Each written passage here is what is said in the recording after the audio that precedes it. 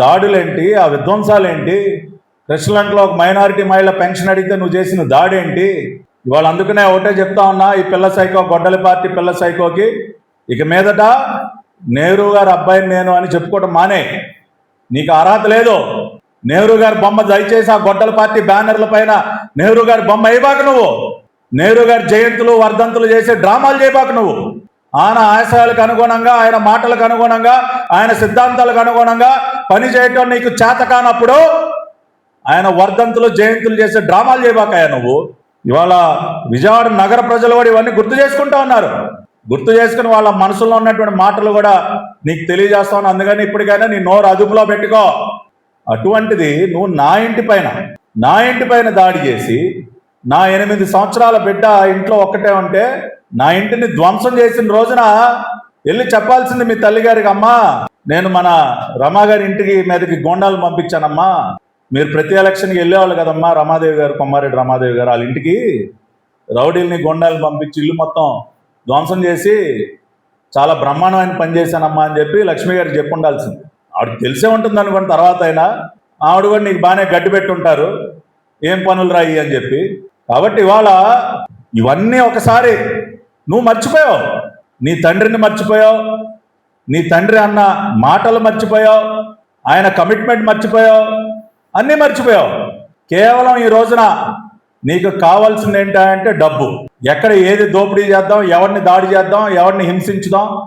అందుకనే నీకు ఇవాళ నెహ్రూ గారి అబ్బాయి అవినాష్ అన్నట్లా ఒక పిల్ల సైకో అంటా ఉన్నారు నిన్ను. ఇవాళ నిన్ను పిల్ల సైకో అంటా ఉన్నారు. నెహ్రూ గారి అబ్బాయిని పిలవటం కూడా ఆవిడకి ఇష్టం లేదు. ఆయన తండ్రి అయినటువంటి దేవినేని నెహ్రూ గారి పుణ్యమా అని చెప్పి ఇతను రాజకీయాల్లోకి వచ్చినటువంటి వ్యక్తి. ఇతనేమి పెద్ద సెల్ఫ్ మేడ్ స్వయం కృషితో ఏదో కింద నుంచి స్వశక్తి మీద పైకి వచ్చినటువంటి బాపతేం కాదు. దేవినేని నెహ్రూ గారు కృష్ణా జిల్లాలో ఆ రోజున తెలుగుదేశం పార్టీ పెట్టినప్పటి నుంచి కూడా ఒక కీలకమైనటువంటి పాత్ర పోషించి అన్నగారి ప్రోత్సాహంతో ఆ రోజున తెలుగుదేశం పార్టీలో ఎదిగి కొన్ని అనివార్య కారణాల వల్ల కాంగ్రెస్ పార్టీలోకి వెళ్ళినా మళ్ళీ తిరిగి తెలుగుదేశం పార్టీలోకి వచ్చి చివరి దాకా ఆయన తుది శ్వాస దాకా మళ్ళీ తెలుగుదేశం పార్టీలోనే ఉండి తెలుగుదేశం పార్టీ జెండా కప్పుకొని ఆయన దివికేగినటువంటి మనిషి. అటువంటి వ్యక్తి పేరు చెప్పుకొని ఈ రోజుకి కూడా ఇవాళ రాజకీయం చేస్తా ఉంటాడు ఈ పిల్ల సైకో. అందుకనే ఇవాళ అన్నది ఒకసారి ప్రజలకి గుర్తు చేయాలి, ఈ పిల్ల సైకోకు కూడా గుర్తు చేసి వాతలు పెట్టాలి. కాబట్టి ఒకసారి మనం నెహ్రూ గారి మాటలను ఒకసారి విందాం. ఎందుకంటే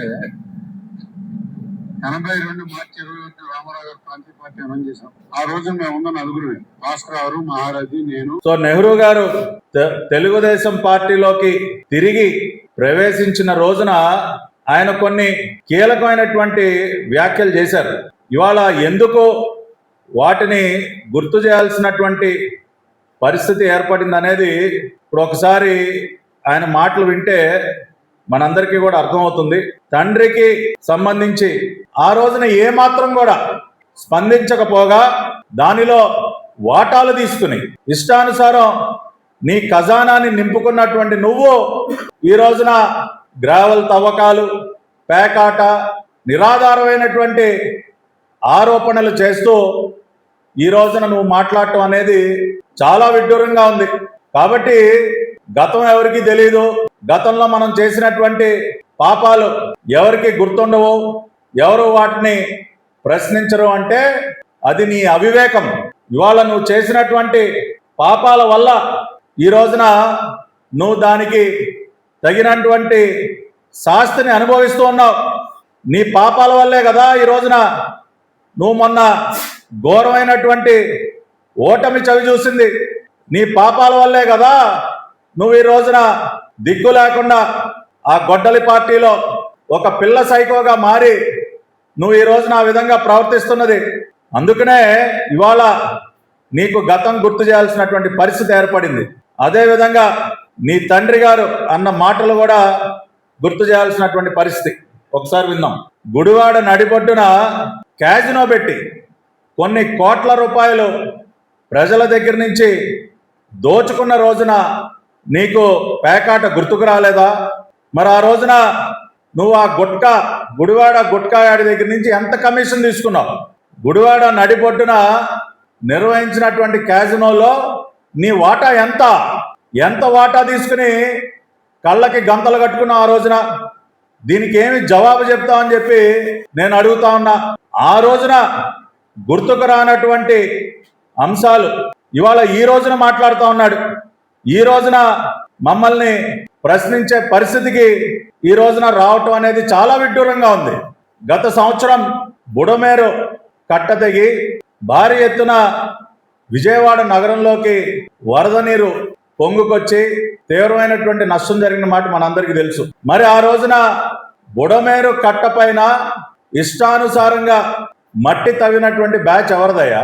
బుడమేరు కాలువకి మరమ్మతులు చేయకపోగా ఇష్టానుసారం బుడమేరు కట్ట తవ్వి మట్టి తరలించుకుపోవటం వల్ల కాదు ఆ రోజున కట్ట తెగిపోయింది. మేము అధికారంలోకి వచ్చిన కొన్ని నెలలకే వచ్చినటువంటి భారీ వర్షాల కారణంగా ఆ రోజున బుడమేర కట్టకి గండ్లు పడటానికి కారణం ఆ రోజున గొడ్డలి పార్టీ చేసినటువంటి అవినీతి కారణం కాదా అని అడుగుతా ఉన్నా నేను. అమరావతికి మీరు ఒక్కళ్లే కాదు, నేను రక్షణ కవచంలా నిలబడతా. అమరావతి రాజధానికి నేను రక్షణ కవచంలా నిలబడతా. అమరావతి మన భవిష్యత్తు, అమరావతితో మన బిడ్డలకి ఉద్యోగాలు వస్తాయి, ఇక ఈ ప్రాంతం అంతా అభివృద్ధి చెందుతుందని ఆయన అన్న మాటలకి అదే అమరావతి ప్రాంతాన్ని ఆ గొడ్డలి పార్టీ అధ్యక్షుడు సర్వనాశనం చేస్తున్న రోజున ఆ పార్టీ గొడుగు కింద ఆ గొడ్డలి పార్టీ అధ్యక్షుడు మోచేతి నీళ్లు తాగుతూ ఓ పక్కన అమరావతిని సర్వనాశనం చేస్తూ అక్కడ రైతుల పైన దాడులు చేస్తూ అక్కడ ఆ రైతుల యొక్క రక్తాన్ని కళ్ళ చూస్తూ ఉంటే నీ తండ్రి గారి మాటలు నీకు గుర్తు రాలేదా? ఇవాళ అందుకనే గుర్తు చేస్తా ఉన్నా. నీ తండ్రి గారు అన్న మాటలేంటి, నువ్వు చేస్తున్నటువంటి పనులేంటి? ఏ అమరావతికైతే నేను నా కుటుంబం రక్షణ కవచంలా నిలబడతామని చెప్పారో అదే అమరావతిని సర్వనాశనం చేస్తా ఉంటే నువ్వు ఒక పిల్ల సైకోలాగా నీ ఇంట్లో కూర్చుని నువ్వు ఆనందించావంటే అమరావతిని నాశనం చేస్తున్నటువంటి ఒక పార్టీలో ఒక నాయకుడిగా కొనసాగి జగన్మోహన్ రెడ్డికి వంత పాడావంటే నువ్వు నిజమైనటువంటి వారసుడువా నెహ్రూ గారికి? ఇవాళ అందుకనే చెప్తా ఉన్నా, అరే పిల్ల సైకో అవినాష్, ఇక మీదట నేను నెహ్రూ గారి బిడ్డనని నువ్వు చెప్పుకోవద్దు. నేను ఇంకో రకంగా అనట్లా, దయచేసి నన్ను తప్పుగా తీసుకోవద్దు.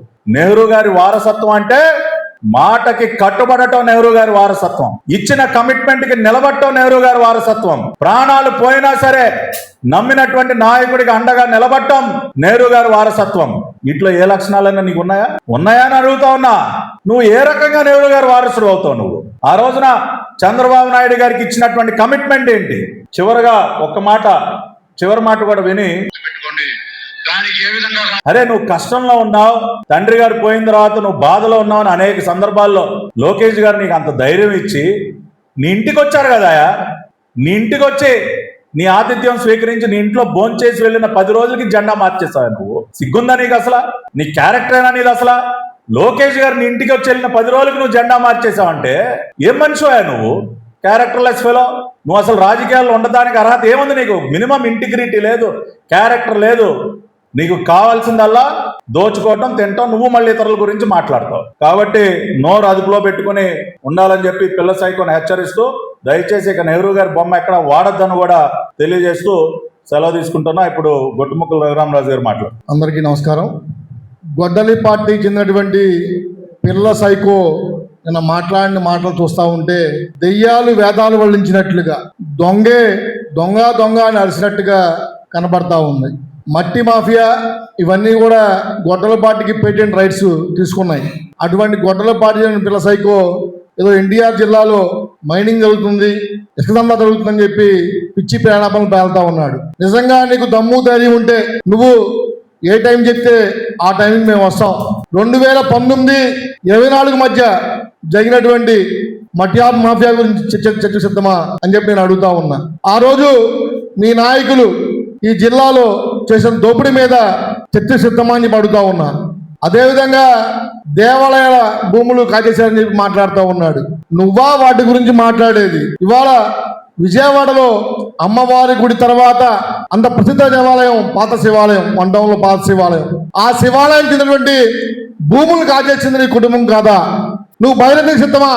నిజంగా నీకు దమ్ము ధైర్యం ఉంటే నువ్వు పవిత్రమైన కృష్ణానదిలో స్నానం చేసి మహాదేవుడు సాక్షిగా ప్రమాణం చేసే దమ్ము నీకు ఉందా అని చెప్పి నేను అడుగుతా ఉన్నా. నువ్వు నీ అనుచరులు నీ అనునాయులు అందరూ కలిసి పాత శివాలయం భూములు కాజేసిన మాట వాస్తవం కదా అని అడుగుతా ఉన్నా. ఇవాళ కేసునే నానికి చిన్నికి పోలికి పెడతా ఉన్నావు నువ్వు. అసలు అహంకారటువంటి నానికి చిన్ని గారికి పోలికేంటి?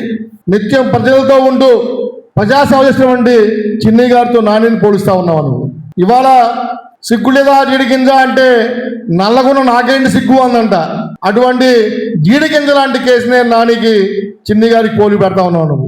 ఇవాళ క్రికెట్ అసోసియేషన్ ప్రెసిడెంట్ గా ఆయన చేసిన సేవల్ని ఇవాళ ప్రజలందరూ కొనియాడుతూ ఉన్నారు. మన గతంలో నీ పార్టీ ఆడుదాం ఆంధ్ర పేరుతో వేల కోట్ల రూపాయలు దొంగేసినప్పుడు నీకు కనపడదని చెప్పి అడుగుతా ఉన్నా నేను.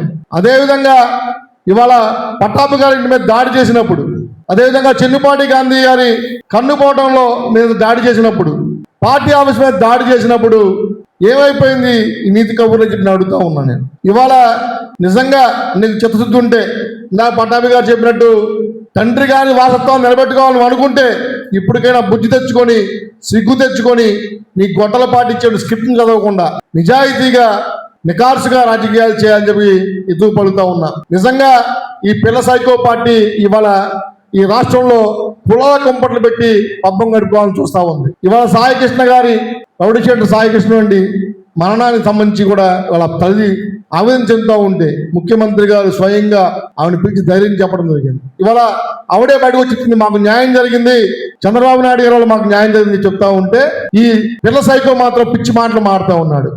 ఈ విజయవాడ నగరంలో గంజాయి బ్యాన్ని పెంచి పోషిస్తుంది నువ్వు కాదా? పెనమూరు గెస్ట్ హౌస్ సాక్షిగా నువ్వు చేస్తుంటే అరాచకాలు ఎవరికి తెలియవు. ఇవన్నీ కూడా విజయవాడ ప్రజలు చూశారు కాబట్టి నిన్ను 3 సార్లు ఈ జిల్లాలో ఓడించడం జరిగింది. కనీసం కార్పొరేటర్గా గెలిచే స్థాయి కూడా నేను నువ్వు మా ఎంపీ గారిని మా లోకేష్ గారి గురించి మాట్లాడుతున్నావంటే భవిష్యత్తులో నీకు కార్పొరేటర్ స్థాయి కూడా రాదని చెప్పి స్పష్టంగా అర్థమవుతా ఉంది. నిజంగా నీకు చిత్తశుద్ధి ఉంటే ఎప్పుడు మా నాయకులు చెప్తా ఉంటారు ముందు కార్పొరేటర్ గెలవరా బాబు అని. నువ్వు ఉండే ప్రాంతంలో గుణదల ప్రాంతంలో కనీసం కార్పొరేటర్గా ఆయన గెలిచే దమ్ము నీకు ఉందా అని చెప్పి సందర్భంగా అడుగుతూ ఇప్పటికైనా బుద్ధి తెచ్చుకోవాలని చెప్పి హెచ్చరిస్తా ఉన్నాం.